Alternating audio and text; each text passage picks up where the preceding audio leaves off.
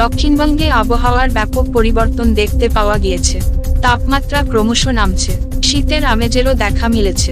নভেম্বরের শুরুর দিকেও রীতিমতো ঘাম দিতে দেখা গিয়েছে। তবে কি এবার দেখা দেবে শীতের আমেজ?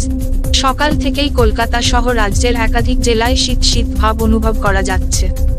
উত্তর পশ্চিম হাওয়ার দাপটের ফলে তাপমাত্রা স্বাভাবিকের নিচে নেমেছে বলেই জানাচ্ছেন আবহাওয়াবিদরা। মনে করা হচ্ছে, নিম্নচাপের জেরেই শীত এতদিন আটকে ছিল।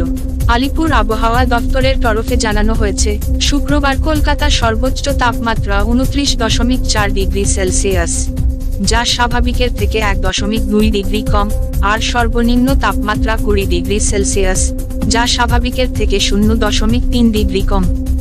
সকালে অনেক প্রাতঃভ্রমণকারীদের চাদর ব্যবহার করতে দেখা গিয়েছে। আলিপুর আবহাওয়া দফতর জানিয়েছে, এবার পারদ আস্তে আস্তে নামতে শুরু করেছে। শীতের পোশাক নামিয়ে রোদে দেওয়ার সময় এটাই। আবহাওয়াবিদরা বলেছেন, আগামী 4 দিন রাতের তাপমাত্রা 4 ডিগ্রি কমবে। সর্বনিম্ন তাপমাত্রা স্বাভাবিকের থেকে নিচেই থাকবে আগামী কয়েকদিন। তাপমাত্রার বদল চোখে পড়বে বলে আবহাওয়াবিদরা জানিয়েছেন। সকাল থেকেই দক্ষিণবঙ্গের একাধিক জায়গা ঘন কুয়াশায় ঢাকা ছিল। উত্তরবঙ্গের অনেক জায়গাতেও ঘন কুয়াশা দেখা গিয়েছে। আবহাওয়া দফতরের তরফে জানানো হয়েছে, মালদা, উত্তর ও দক্ষিণ দিনাজপুরে আগামী কয়েকদিন ঘন কুয়াশা থাকবে ভোরের দিকে। দৃশ্যমানতা 50 মিটারের কম হয়ে যেতে পারে বলে আবহাওয়াবিদরা মনে করছেন। তবে ভোরে কুয়াশা থাকলেও আবহাওয়াবিদরা বলেছে, সকাল থেকে আকাশ পরিষ্কার থাকবে।